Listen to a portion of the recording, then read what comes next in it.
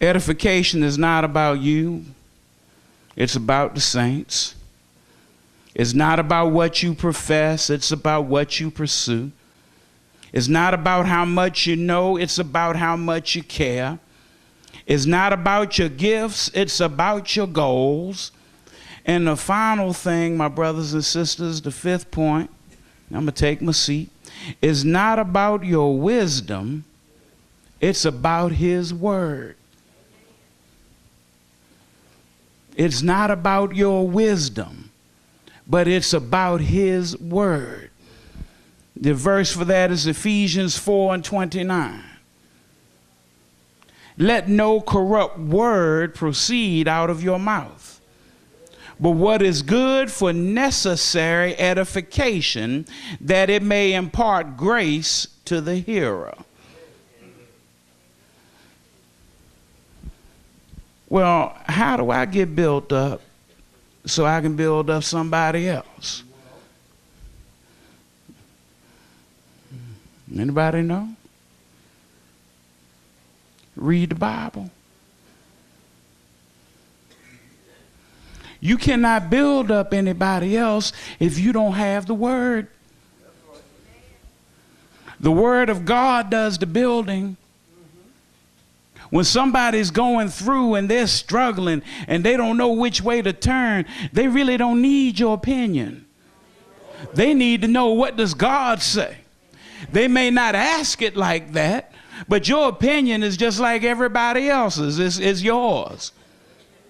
It may be a good opinion, it may not. But I will guarantee you this, the word of God never changes. The word of God is the same yesterday, today, or tomorrow. The word of God is the same if it comes from me or from Reverend King or from anybody else sitting out there. It's still the word of God.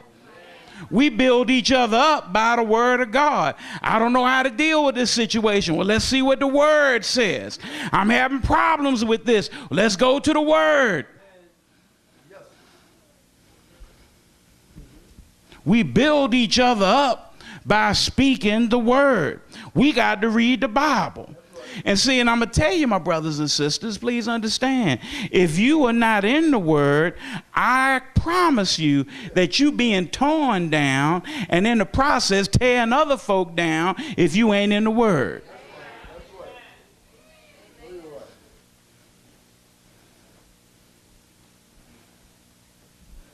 Some of that stuff you come up against out there in the world, you can't shake if you don't have the word of God in you.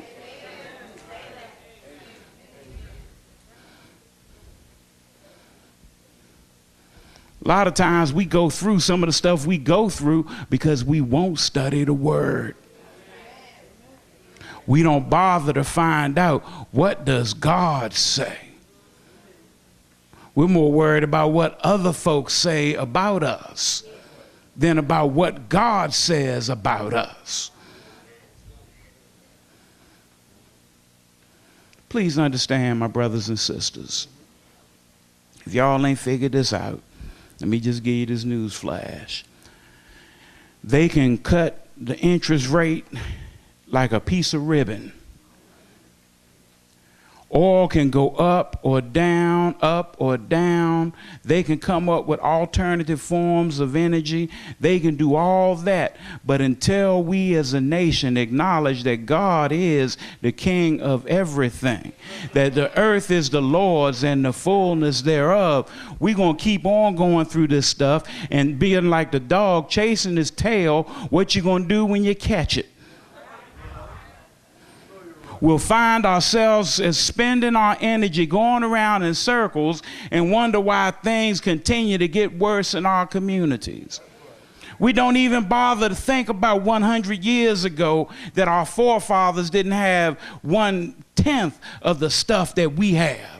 But didn't nobody go hungry. They had 1/10 of the money that we have. And they built colleges and universities. They built businesses. They built communities. They had 1/10 of the education that we have. But they didn't have their children in jail.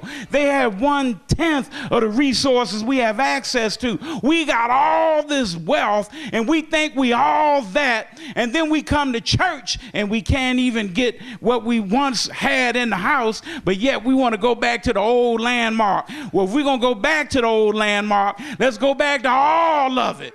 Not just the part that we remember. Let's go back to the part when the air conditioners didn't work and we put the windows up. Let's go back to the part when the carpet wasn't on the floor, where folk carried this. If you want to go back, let's go get all of it.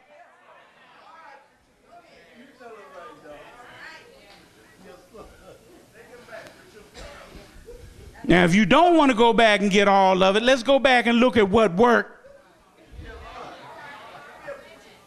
And let's look at what applies right now. And see, some stuff never fail. Love never fail.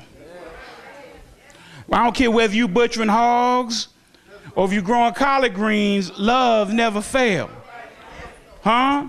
There was a time when we cared about our neighbors, when we had to sit on the porch in the cool of the day. And we visited with our neighbors across the fence.